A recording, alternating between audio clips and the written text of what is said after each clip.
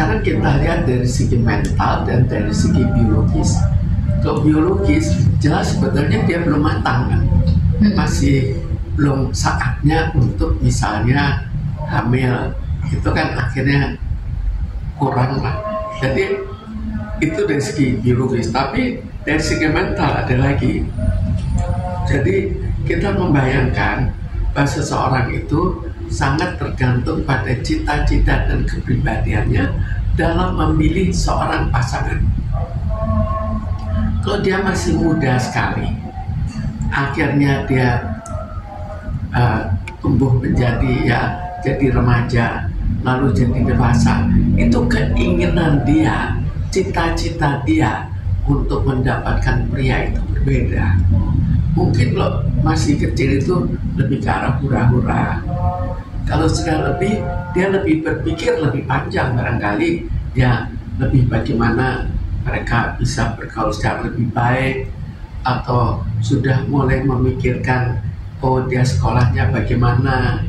Tapi kalau sudah lebih dewasa lagi, itu pikirannya lebih untuk pemikiran masa depan, nanti kalau punya anak bagaimana. Jadi berbeda pemikiran suami yang diinginkan berbeda. Dan kalau dari dewasa lalu sekian tahun berikutnya, biasanya perubahannya tidak banyak. Karena itu kalau masih kecil, dengan berubahnya keinginan dia, tipe suami yang diinginkan, maka dia juga otomatis lebih mudah bosan dan lebih mudah kecewa, lebih mudah untuk cerai. Bu, tapi pernikahan ini terjadi juga karena adat juga, Bu, yang mana si perempuan yang underage ini dibawa kabur oleh pasangannya sehingga dipaksakan untuk menikah sesuai tradisi adat Lombok. Ya, jadi mungkin saja karena pemaksaannya, tapi sebelumnya kan ada sesuatu. Apa iya begitu saja dipaksakan? Kalau begitu saja dipaksakan, tetap saja keinginannya masih masa kecil, dan berikutnya kan belum stabil. Jadi dia juga lebih mudah untuk mempunyai keinginan suami yang berbeda. Artinya dia nanti pas saat remaja atau dewasa dia akan cerai, Bu? Bukan pasti cerai, tapi keinginannya berbeda. Keinginan yang berbeda lebih memudahkan untuk dia bercerai. Bu, ini kan pernikahan ini. Apakah seharusnya pemerintah bikin statement dilarang menikah di bawah umur? Ada undang-undangnya terus seperti apa, Bu? Sepertinya ini bebas sekali gitu, Bu, di Indonesia, Bu, pernikahan ini. Memang baiknya sih jangan terlalu muda, karena itu juga risiko bagi anak itu. Kalau nanti melahirkan itu tetap ada risikonya. Risiko yang paling terbesar apa ya? Ya risiko dan hubungannya dengan kehamilan nanti. Misalnya?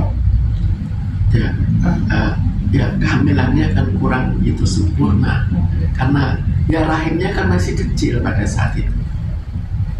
Dan secara pemikirannya juga mungkin sedikit beda, Ibu, ya, karena masa-masa remaja dia seharusnya masih bermain, beraktivitas dengan seumurannya, tiba-tiba ini harus mengurus rumah tangga. Itu pasti akan seperti apa?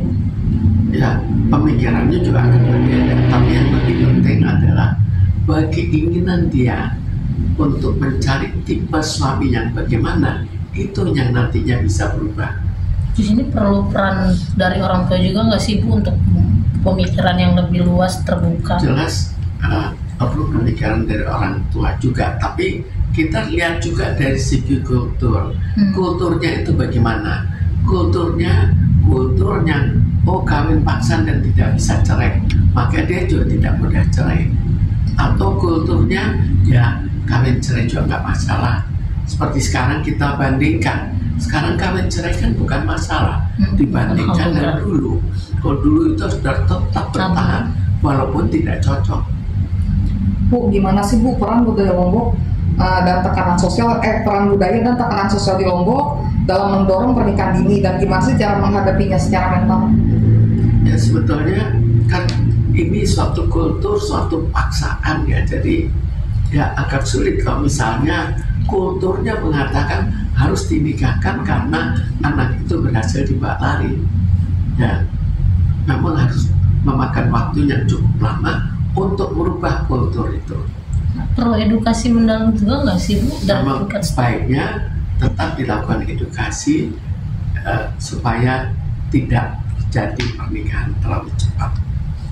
Bu, apa pernikahan dini itu bisa mempengaruhi kualitas hubungan suami istri dalam jangka panjang dari sisi psikologis? Ya, jadi kita bayangkan ya, kalau seseorang dia senang, maka hubungan suami istri itu akan lebih baik daripada kalau dia kecewa. Kalau pada suatu waktu kecewa, ya hubungannya menjadi kurang baik. Santai dulu sejenak.